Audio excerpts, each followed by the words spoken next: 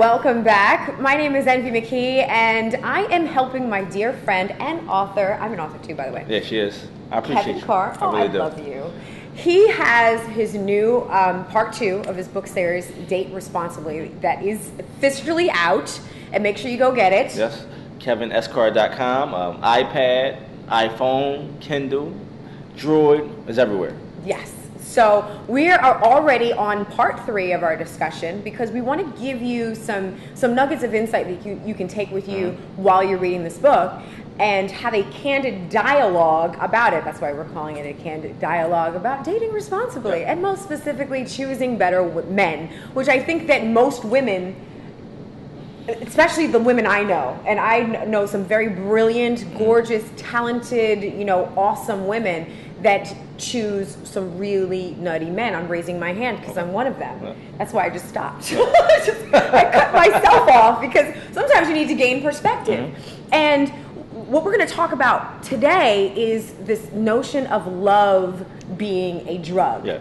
And I think we have been so romanticized, ladies. We watch the movies. We've seen Love Jones 47,000 times, and even though it's romantic and it's gorgeous, all the people in the movie are great looking. That was a dysfunctional relationship. Yeah.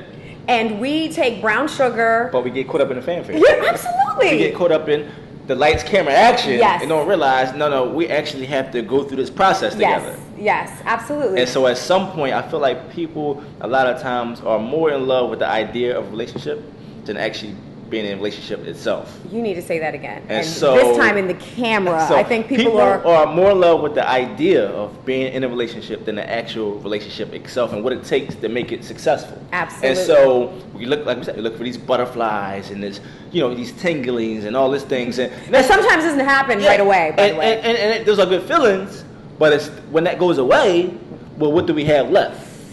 I love that. Can I give a personal example? Sure. I know women that are so gung-ho, they're in their 20s, 30s, they're so gung-ho about getting married, right? All they want to talk about is getting married. I'm not blaming anybody, I'm just telling you personal experience. They get the wedding, which is the fanfare of the century, and then they're stuck with the marriage.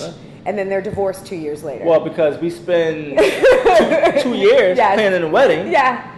And no time planning the marriage. But we don't prepare for the marriage and what it takes. Yes. And so we bring all these, you bring your luggage, I bring my luggage, and we got all this luggage together. We try to live in a 1-bedroom apartment. Nice. And so it's tight in there. Yeah. And so when I talk about love as being a drug, is that, and I actually got that from my good friend Paul Brunson's book, It's Complicated. Which is a great book, by the way. And he talked about how he compared it really when you're in love and you want to see this person daily and a couple times a day, or you're doing things and putting up with behaviors because you feel this way, and it made me think that because that's what we do. We get caught up in our feelings. And I say something in the book that I think that's really important. Is that a bad thing though? I don't think it's a bad thing, but I think facts should be over feelings.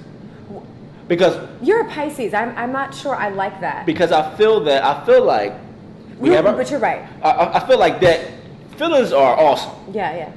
But you can't lose your rationality. That's true. Because sometimes when we get to the point where we feel like we're in love or have these feelings, we have the tendency to look at a situation and to see what isn't there and not see what is. And break that down. And so what I mean is that it's really just about taking things for what they are. And I say something in the book that all men aren't, there are great men out there. Yes. There are. Yeah. But it's just really realizing this is the situation. No, he's come home 12:30 every night, but that might be an issue. That's not his job. Yeah. But he gets off at 5 in the afternoon. Ooh. And so it's just really seeing, this is what's really going on. Right. And being honest with ourselves. Like if he says he's going to be somewhere and he's actually somewhere else. And not getting caught up in the fanfare, like we talked about, Love Jones, and because like you said, that was a dysfunctional relationship. Love and basketball. Yeah. Those were all very dysfunctional relationships if you break it down. Like great movies. Yeah, I have to play for your heart though. Yeah. Right? You get married the next day. Yes, but we playing basketball for us to. And I love brown sugar, but I just think that when it comes to relationships, we really should indulge in reality. See,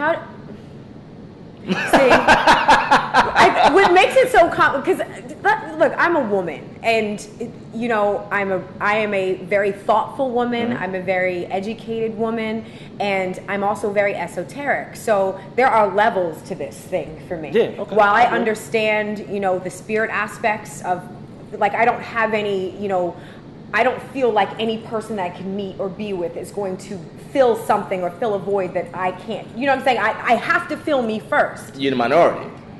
Why I say that though, excuse me, is that I think it's important because we walk this planet feeling like we're empty, mm-hmm. and that someone is designed to fill us, mm-hmm. is what just the reason why we overindulge in shopping yep. and eating and everything else. It's no different.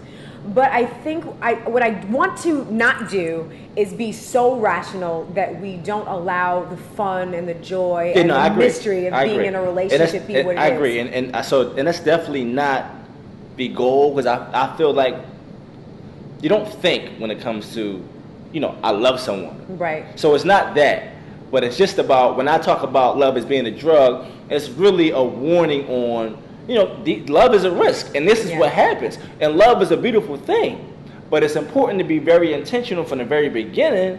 So now you know this is actually someone I should be experiencing this with.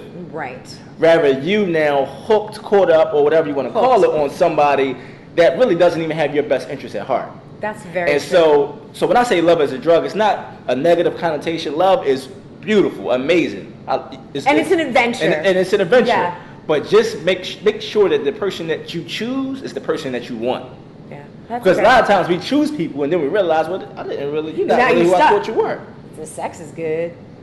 But it's our choices. Yeah. Right? Our choices kind of create what's around us. Yeah. That's important. That's important. So I guess to cap that up, view getting into new relationships just like you would getting into a relationship with cake. Mm-hmm. You know what I'm saying? Like, too much cake, you'll get a stomachache, mm-hmm. especially if you are not prepared for all of that chocolatey goodness at one setting. So was that a good cap up? No. Be intentional. Do it on purpose. If you go love on purpose. I like that. There you go. See? I like that. See how we redirected that? Love on purpose. That's great. So don't be a junkie for love. Love on purpose. Be intentional with it. That's great. All right. So my name is MP McKee. This dude right here is Kevin Carr. His book, Date Responsibly, Choosing Better Men. That's the part 2 of the Date Responsibly series. It is out presently. You can get where? iPad, iPhone. Pull your phone out. Pull your computer out, and you can download it. You can also visit my site and get it, kevinscarr.com. All right. We're looking forward to part 4. So we'll see you next time.